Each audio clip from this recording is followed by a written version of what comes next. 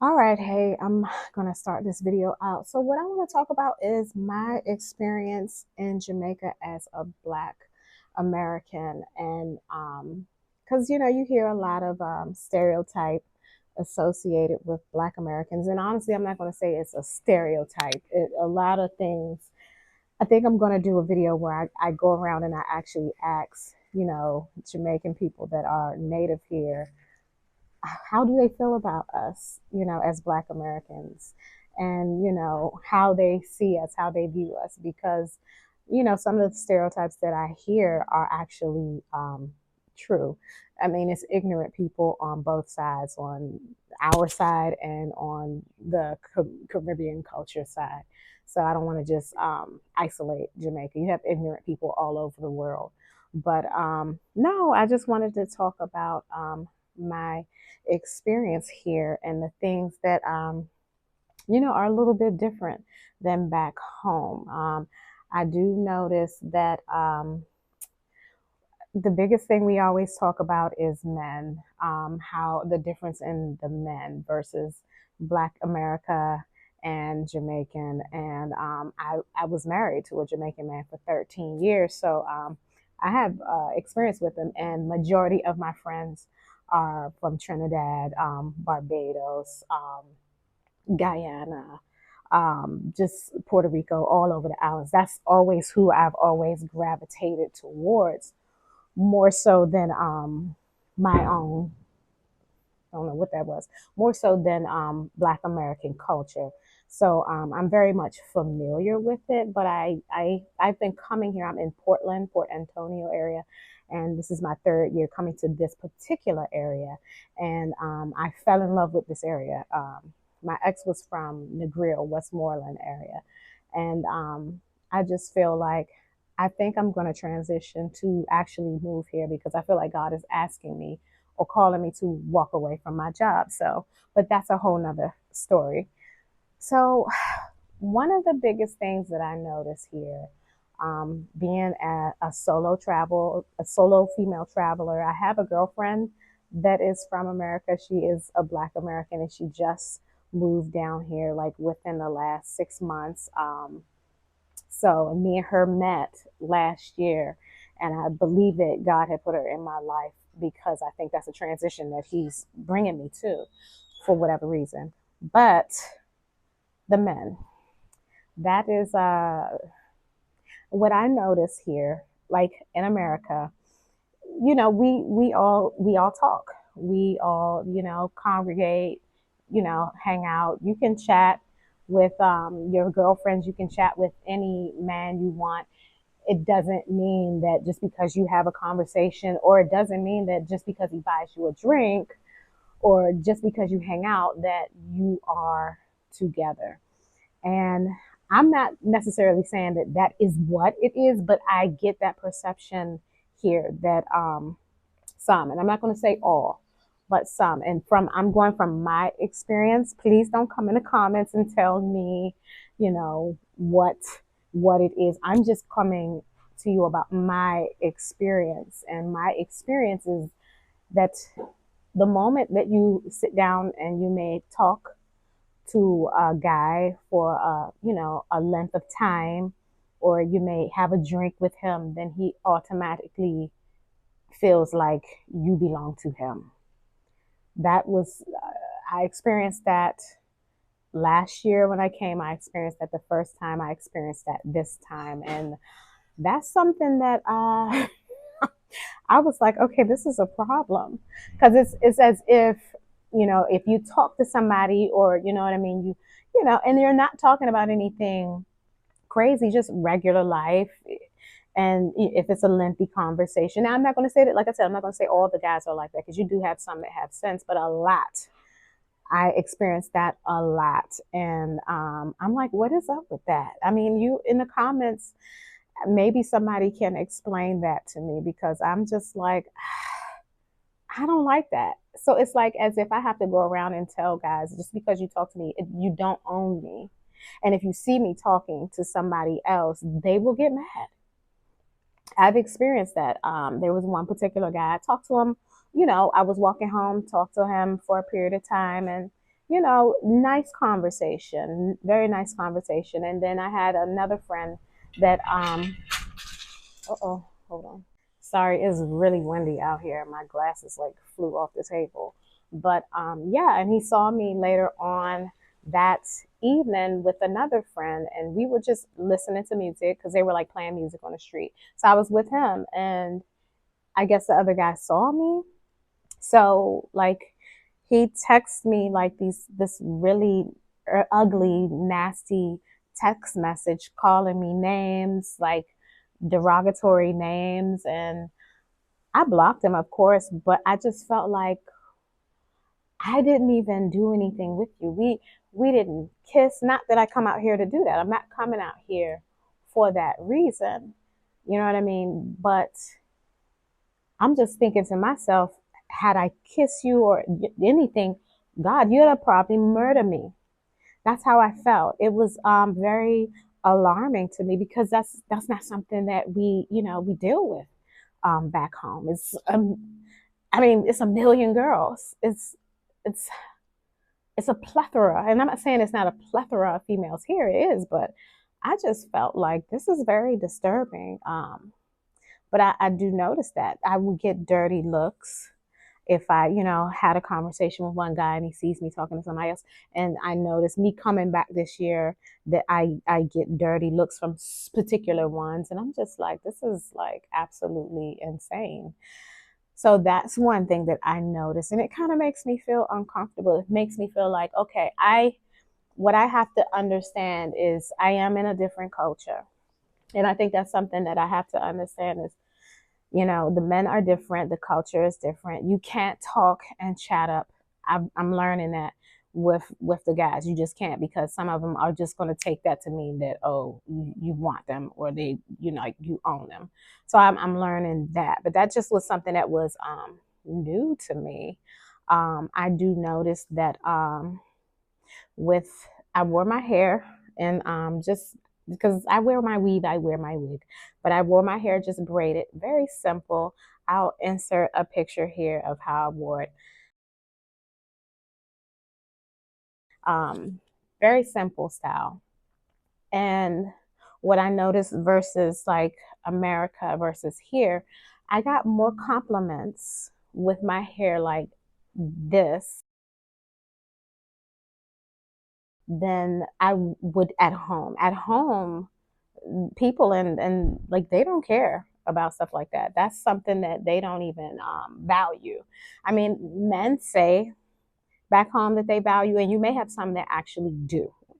But I got more compliments here from people with my hair in that simple style, and I felt more beautiful with my hair in that simple style than I do back home. I feel like the people here value natural beauty more than we do back in the States. Like I said, like, yes, women do wear weave and they wear their, wigs and things here and in America.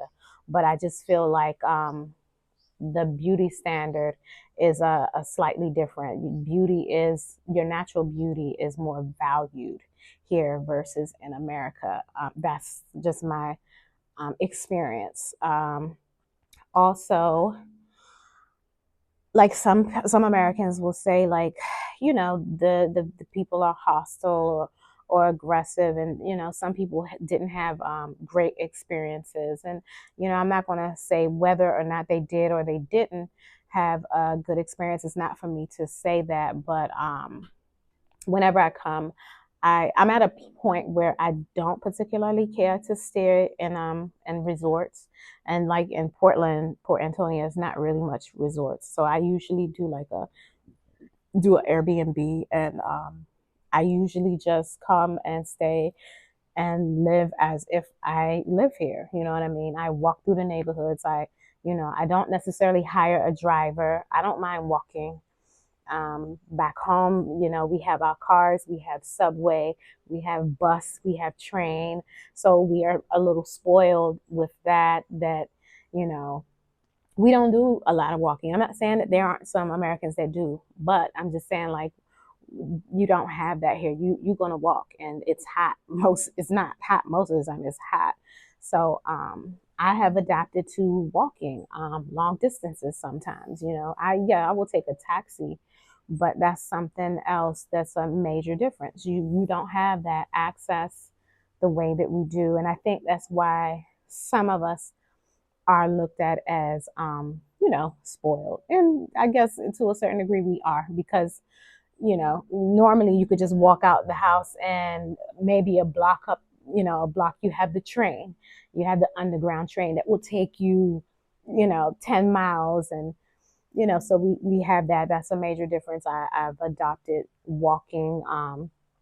Uh, is certain particular foods that like I love a T-bone steak, and I'm not saying that you can't get that at a restaurant or anything like that, but certain foods that are not as easily accessible in the part of the area that I'm in. And I'm sure like in, maybe in Montego Bay and maybe Negril and maybe like in Kingston, they have everything in Kingston. I need to go to that side. So I'm not saying that it's not here at all. It's just if you're staying in certain areas, it's not as readily accessible. But I haven't had any issues with anybody being, mean or yeah, I haven't really had any issues with anybody being mean. Now, I will say this. The situation that happened with, I told you, the guy that texted me, the nasty text messages, like I blocked him. But I will say that this happened, and I do not experience this a lot at home. Not saying that it doesn't happen at home, but I went out to the beach, and of course, people are watching you here. It's a small area of the island. The size of, Portland, Port Antonio is probably like the size of a small city within a small state. Like, so everybody is, not everybody, but a lot of people are watching. And when I came from the beach and I came home, my shoes had sand in them, right? So I left them like just on the right outside my door at my Airbnb.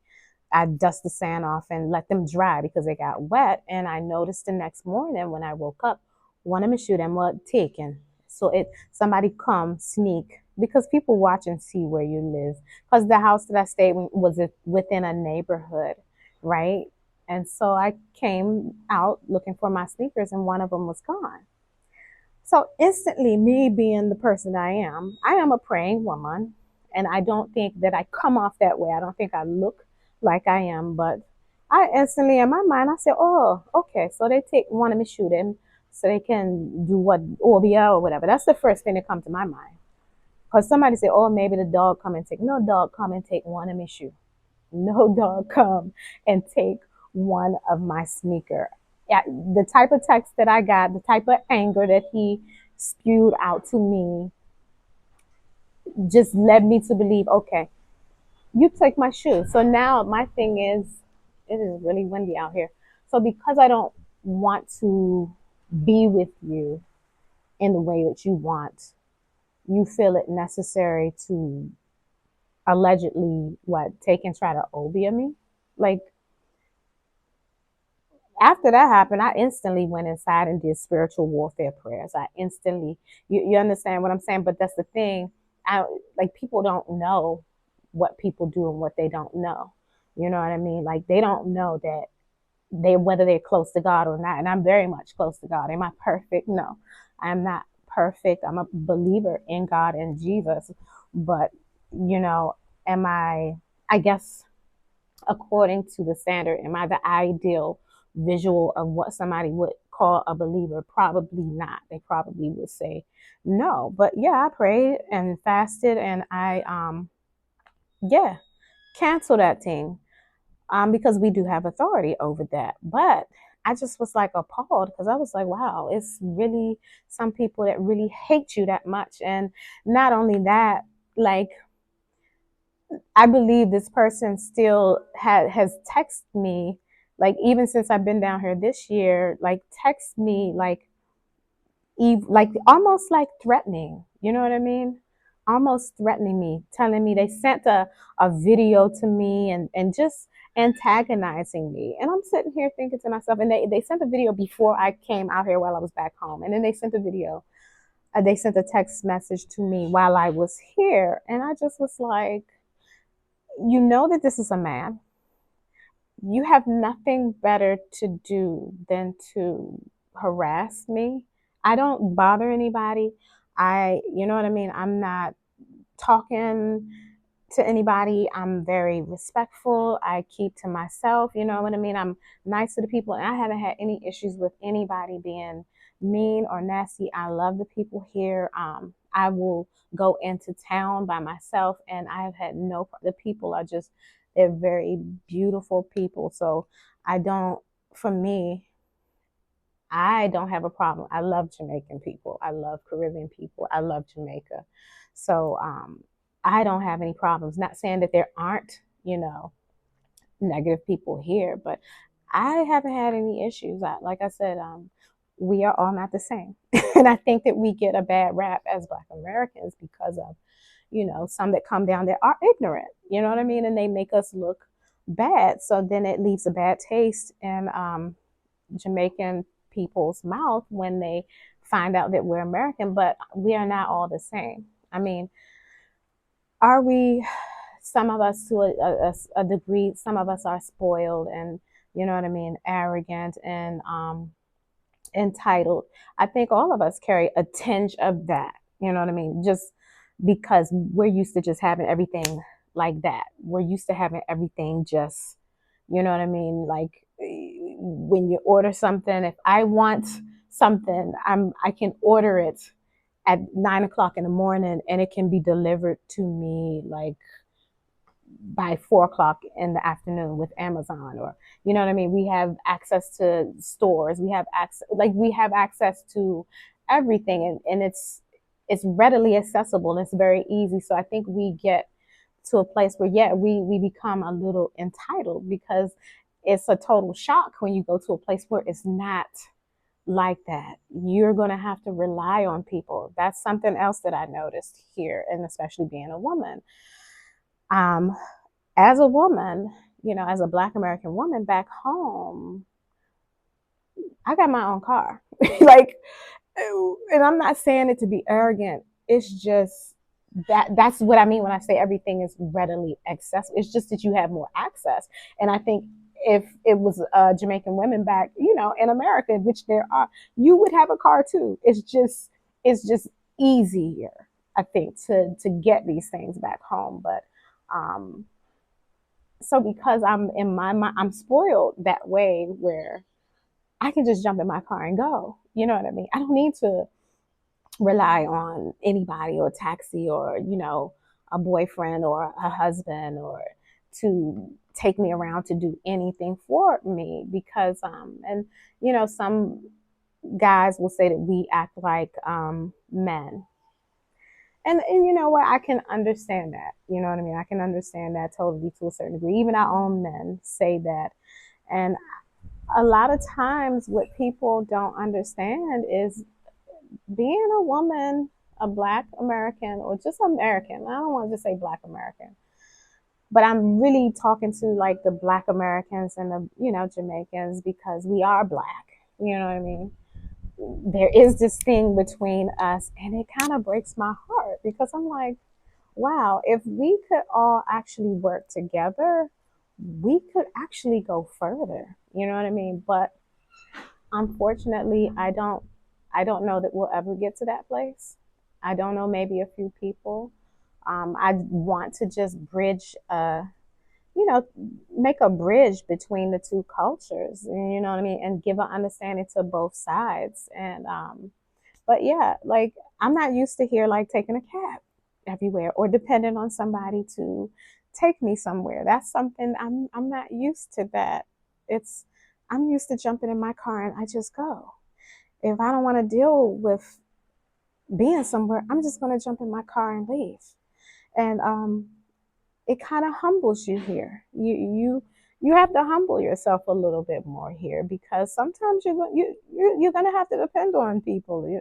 You may have to depend on a man to take you somewhere and do things for you, because majority, from what I see, majority of the people that have cars are men. Now I was saying, once I do get my things in order to move here, I'm kind of stubborn. I want to drive. You know what I mean? I'm not afraid, but I don't think I would drive all over because the roads are not good and people just drive a little crazy. Um, but I would like to have that form of independence still. But that's another, thing that it humbles you. I think when you're in an environment where you don't have everything, it humbles you. You have to, you know, put more effort in, and I don't have a problem with doing that at all. I think if you really look, there are a lot of Black American women moving to Jamaica, and you have a lot of Jamaicans that want to move to America. And some people might say, oh, why would you want to move to Jamaica where, they see it as having less? It's for that peace. Because, see, the type of job, I work in a hospital, and, we have big, huge hospitals, and everything is fast paced. Everything is go, go, go, go, go. You spend more time at work than you do in with your family or just in your regular life, and everything is just so fast paced. You have all of these things that you're trying to maintain: your car note, your house, your children. And I'm not saying that people in Jamaica don't have, what I mean, all of those things. It's just, it's structured a little bit different in America. Like, I think a lot of us are a few paychecks away from literally being homeless. But if somebody looked at us and our situation from the outside, it looks like we're good.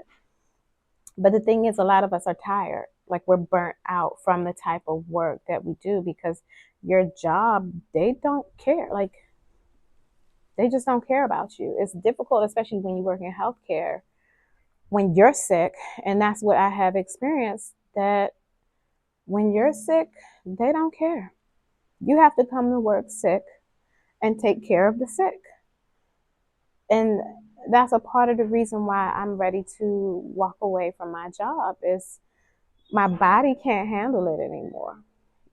I think some of us have just gotten to a place where our body physically, mentally, and emotionally is not able to handle the the fast-paced life. And our food our food is like, everything is sucks. Like, everything is genetically modified. Even though we have great health care, we're actually some of the most sickest people in the world. Um, and I think a lot of us would just, we could give up. I could give up my car and give up my place and live a much simpler life just for the sake of peace. In my younger years, I don't think I would have done that. But now that I'm older, yeah, for peace, peace is much more valuable than material things. And I think some of us do need a little, you know, humility. That's something that I struggle with as well. But no, I do. I love it here. I think, like I said, I'm going to do a video where I ask, you know, the people here what they think about us, how they feel about us. And yeah, that you, I hope that this opened your eyes and gave you a little understanding about us. We're not bad people. I told somebody here, I said, if you grew up the way some Americans grew up, you would act just as entitled. You would probably do the same thing. So, I just think that all of us have different backgrounds. We have different experiences. So, let me know in the comments what you think. Let me know some things. Give me some tips as well as on how I can get around better, or just, how to survive better. Because I'm here for about a month. So, all right. Thanks for watching.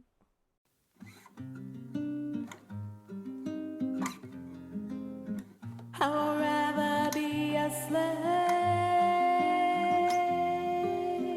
to you, oh God.